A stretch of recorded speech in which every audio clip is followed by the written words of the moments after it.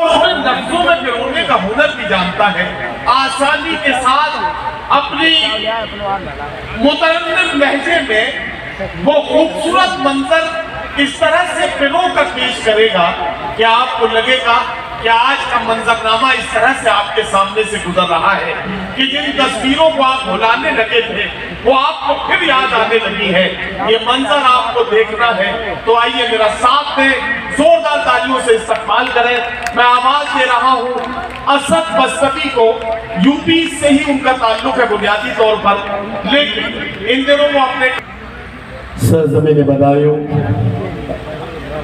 सदर मुशायरा हजरत मौलाना उस्मानी साहब दामद बरकत, डॉक्टर यासीन साहब, स्टेज पर हमारे उर्दू दुनिया का वक़ार मोहतरम प्रोफेसर वसीम बरेलवी साहब और आपके हर दिल अजीज़ लीडर, बदायूं को जन्नत निशा बनाने वाली शख्सियत मोहतरम धर्मेंद्र यादव साहब और सद्भावना कमेटी के चेयरमैन मेरे सरपरस्त बड़े भाई आज़ाद साहब, यासिन साहब और मेरे भाई जनाब शहजादा कलीम साहब।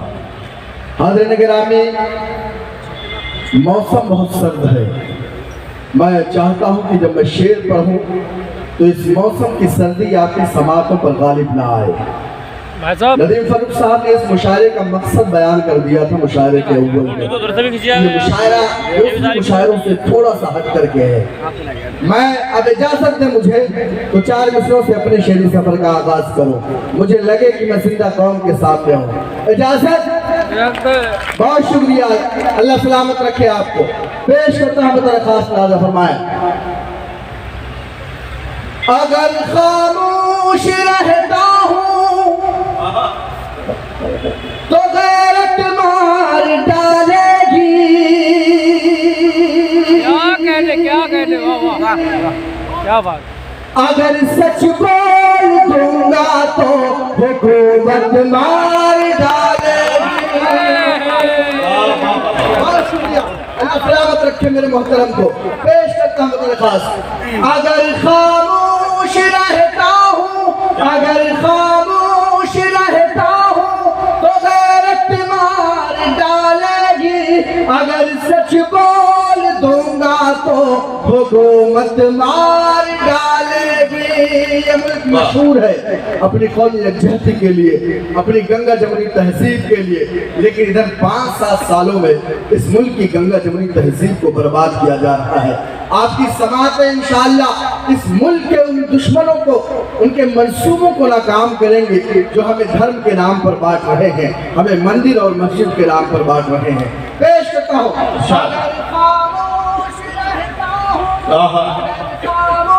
रहता हूँ। जब कोई अच्छा काम होता है तो ये चाय वाले उस काम को जरूर खराब कर देते हैं। एक चाय वाले ने पूरे हिंदुस्तान को बर्बाद किया और दूसरा चाय वाला इस मुशायरे को बर्बाद करने पर लगा है। पेश करता हूँ, अगर खामोश रहता हूँ, अगर खामोश रहता हूँ तो गैरत मार डालेगी।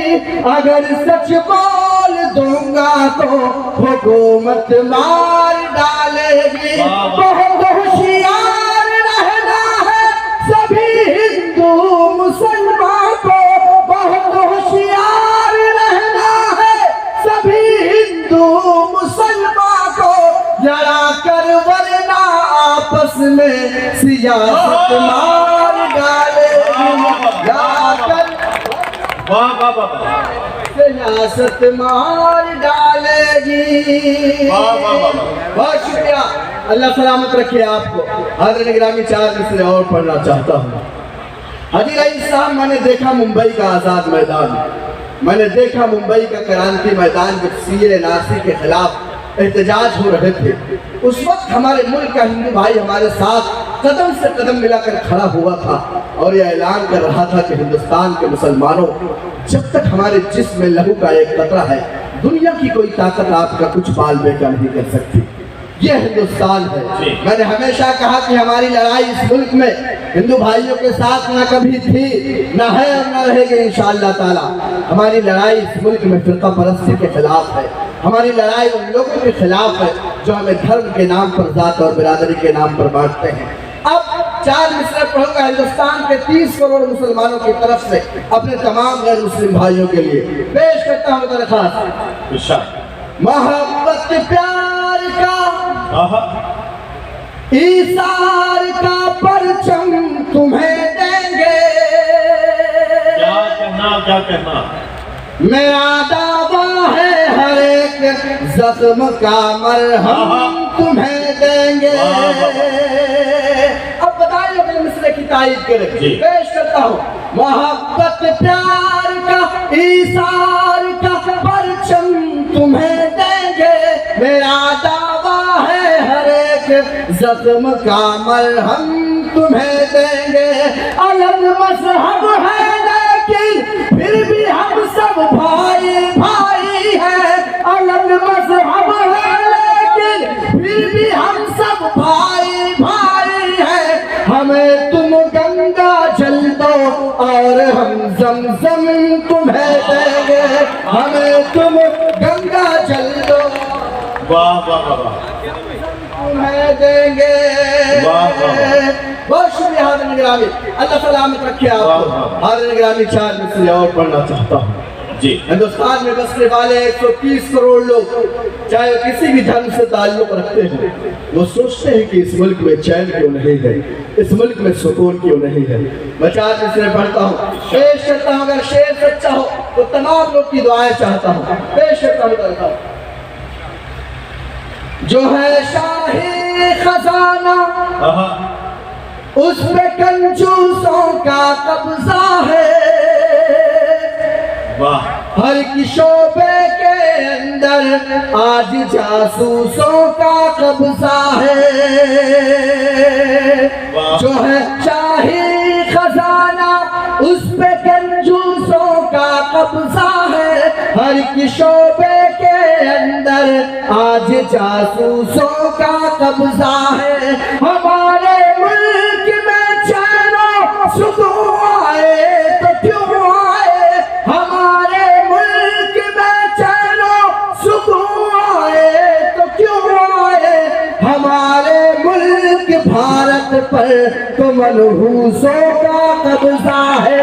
हमारे मुल्क भारत पर तो मनहूसों का कब्जा है। बहुत शुक्रिया हाज़िर निगरानी। 4 मिसरे और पढ़ना चाहता हूँ। कोरोना की महामारी में गुजरने वाला एक एक दिन, एक एक हफ्ता, एक एक महीना किस तरह गुजरा है आपको बताने की जरूरत नहीं है। मैं 4 मिसरे पढ़ो, बधाई की अच्छी समाज है। मुझे बताएं कि इस वक्त रोजगार के मामलात कैसे हैं, इस वक्त कारोबार की हालत क्या है। पेश करता हूँ। इरशाद इरशाद। सबके सब उलझे हैं ऐसा जाल बनाकर छोड़ दिया। सबके सब उलझे हैं, सबके सब उलझे हैं ऐसा जाल बनाकर छोड़ दिया। जितने थे खुशहाल उन्हें बदहाल बनाकर छोड़ दिया। जितने थे खुशहाल उन्हें बदहाल बनाकर छोड़ दिया। सबके सब उलझे हैं ऐसा जाल बनाकर छोड़ दिया। कारोबार है बंद पड़े सब, नौकरियां भी गायब है। कारोबार है बंद पड़े सब, नौकरियां भी गायब है। देश को अपने साहिब ने कंगाल बनाकर छोड़ दिया। देश को अपने वाह वाह वाह वाह, बनाकर छोड़ दिया। देश को अपने साहिब ने कंगाल बनाकर छोड़ दिया। और हाज़िर निगरानी 4 मिसरे और पढ़ना चाहता हूँ। डॉक्टर उस्मानी साहब, ये कहा गया 7 साल कबल की हमारी सरकार आएगी तो इस मुल्क में अच्छे दिन आएंगे। हमसे कहा गया कि हमारी सरकार आएगी तो मुसलमानों के बच्चों के एक हाथ में कंप्यूटर होगा, एक हाथ में कुरान होगा। हमसे कहा गया कि हमारी सरकार आएगी तो इस मुल्क में अच्छे दिन आएंगे, काला धन वापस आएगा, नौजवानों को रोजगार मिलेगा। लेकिन एक एक वादे की किस तरह धज्जियां उड़ाई गई है ये किसी से ढका छुपा नहीं है। मेरे मोहतरम जनाब धर्मेंद्र यादव साहब तशरीफ ले आए हैं, 4 मिसरे आपके हवाले से पढ़ना चाहता हूँ। शेर सच्चा हो तो बदायूं अगली सबसे लेकर पिछली सब तक मेरे इस शेर की तारीफ करेंगे इंशाल्लाह। पेश करता हूँ दरख्वास्त। सोते हुए लोगों को शायद पहरेदार ने लूट लिया, सोते हुए लोगों को शायद पहरेदार ने लूट लिया। अच्छे दिन का ख्वाब दिखा करके सरकार ने लूट लिया, अच्छे दिन का ख्वाब दिखा करके सरकार ने लूट लिया। अंग्रेजों ने भारत को पहले ही इतना लूटा है, अंग्रेजों ने भारत को पहले ही इतना लूटा है। थोड़ा बहुत जो कुछ था बचाओ चौकीदार ने लूट लिया, थोड़ा बहुत जो कुछ चौकीदार ने लूट लिया। बहुत शुक्रिया निगरानी। 4 मिसरे और पढ़ना चाहता हूँ। ये तमाम वादे जब किए गए आपसे सुन लीजिए, बहुत अच्छा सुन रहे हैं। नहीं वाकई ये बहुत अच्छा सुन रहे हैं। नहीं मैं देख रहा है, यहाँ से बैठे वहाँ गए, वहाँ से बैठे वहाँ गए, वहाँ से बैठे वहाँ गए, तो जाहिर है अच्छा जब ये बार जगह बदलते थे तो तब भी मैं इनसे ये कहने वाला था कि मेरे भाई जब मर्दों में ही बैठना है तो जगह बदलने का फायदा क्या है? जहाँ बैठे वहीं बैठे रहो, जगह बदलने से क्या नतीजा निकलेगा? जब मर्दों में ही बैठना है तो बैठे रहो। बहुत शुक्रिया निगरानी। 4 मिसरे और पढ़ना चाहता हूँ। धर्मेंद्र भैया ये 4 मिसरे आपकी तकरीरों के लिए इंशाअल्लाह पढ़ूंगा, शायद काम आएगा।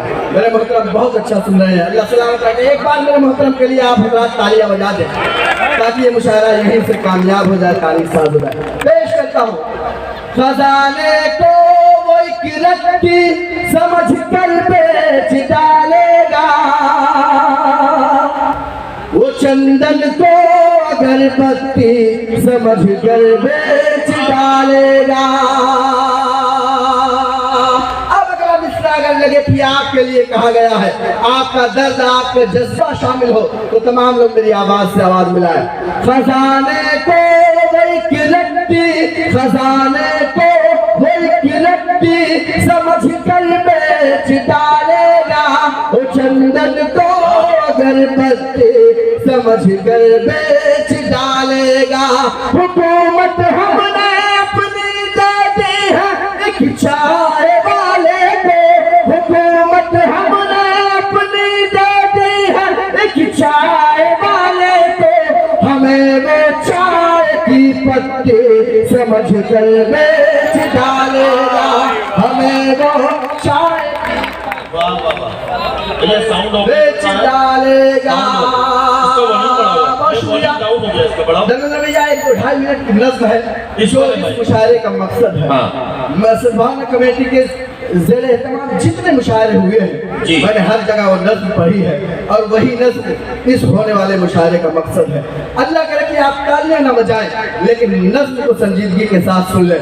मेरे मोहतरम रईस साहब यहाँ तशरीफ रखते हैं।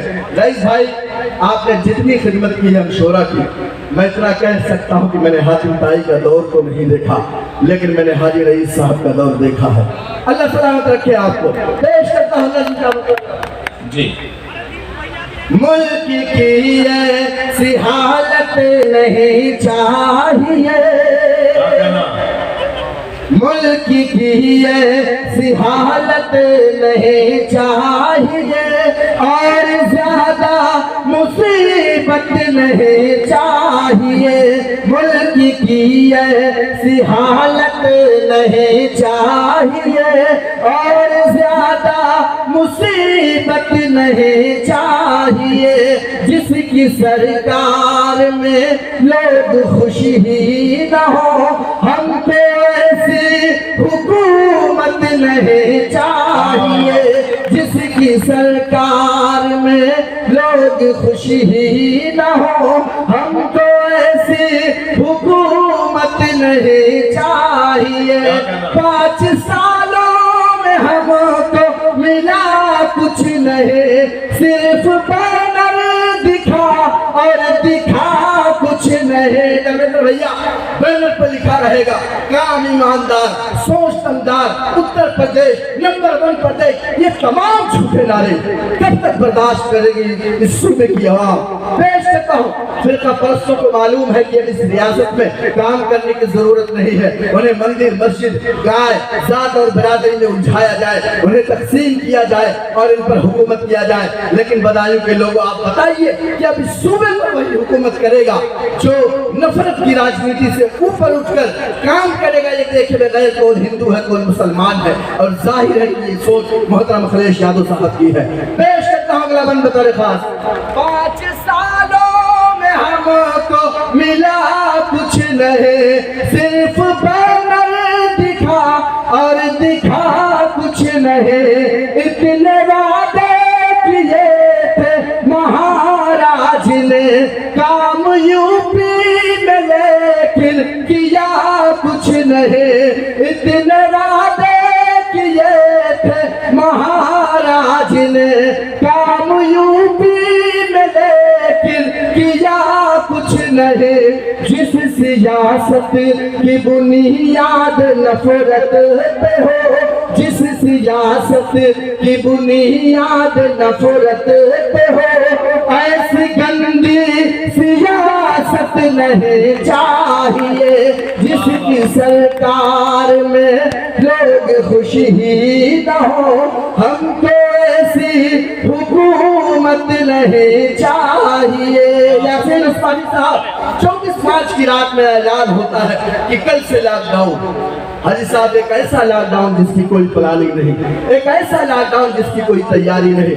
बंबई, हैदराबाद, गुजरात, कलकत्ता तमाम बड़े शहरों से लोग पैदल अपने घरों को निकलते हैं। रास्ते में कितने मजदूरों की मौत होती है, ट्रेन का हादसा होता है, कितने लोगों की जानें जाती हैं, अस्पतालों में कितने लोग ऑक्सीजन के बगैर तड़प तड़प कर मर जाते हैं। ये तमाम दर्द, ये तमाम मंजरनामे आपकी आंखों में है। पेश करता हूँ बन बता रखा जी। सरकार में लोग खुशी ही न हो, हमको ऐसी हुकूमत नहीं चाहिए। कितने साहब की एक चूक से मर गए, कितने नफरत की बंदूक से मर गए।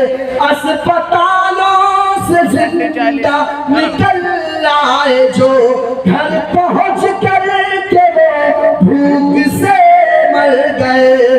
अस्पतालों से जिंदा निकल आए जो, घर पहुंच कर भूख से मर गए। 20 लाख करोड़ का सरकारी राहत पैकेज का ऐलान, और आपको क्या मिला? सिर्फ 50 रुपए का राशन और 100 रुपए का झोला। पेश करता हूँ दरखास्त। कितने साहब की एक चूक से मर गए, कितने नफरत की बंदूक से मर गए। अस्पतालों से जिंदा निकल आए जो, घर पहुंच कर भूख से मर गए। जो गरीबों के घर तक ही पहुंची नहीं, जो गरीबों के घर तक ही पहुंची नहीं, ऐसी सरकारी राहत नहीं चाहिए। जिसकी सरकार में लोग खुशी ही न हो, हमको ऐसी हुकूमत नहीं चाहिए। और आखिरी बंद पढ़ता हूँ, आखिरी बंद पढ़कर अपनी जगह लेता हूँ। जितनी शायरी मैंने अब तक आपको सुनाई है, सिर्फ यही बंद सुनाने के लिए। धर्मेंद्र यादव साहब आपको मुबारकबाद पेश करता हूँ, भाई आजाद प्रतापगढ़ी साहब को और आज के मेहमान मोहतरम मुनीर खान साहब को मुबारकबाद पेश करते हुए शहजादा कलीम साहब का शुक्रिया अदा करता हूँ, कितनी अच्छी सामाइन से उन्होंने मुलाकात कराई। आखिरी बंद पढ़ता हूँ, एक नाम आएगा और उस नाम को सुनकर आपकी आंखों में चमक आएगी। आखिरी बंद पर ये मेरे सामने जो लाल लाल टोपियां, उनकी जिम्मेदारी बढ़ गई है। पेश करता हूँ धर्मेंद्र भाई। जिसकी सरकार में लोग खुश ही न हो, हमको ऐसी हुकूमत नहीं चाहिए। प्यार की और मोहब्बत के संदेश की हो यही एक तहरीक इस देश की। प्यार की और मोहब्बत के संदेश। वाह वाह वाह, बहुत शुक्रिया, बहुत शुक्रिया। प्यार की और मोहब्बत के संदेश की हो यही एक तहरीक इस देश की। सामने जो मुखालिफ है उनसे कहो, आने वाली है सरकार अखिलेश की। प्यार की और मोहब्बत के संदेश की हो यही एक तहरीक इस देश की। सामने जो मुखालिफ है उनसे कहो, आने वाली है सरकार अखिलेश की। भाजपाई सुने, कांग्रेसी सुने, भाजपाई सुने, कांग्रेसी सुने, हम पे उनकी क़यादत नहीं चाहिए।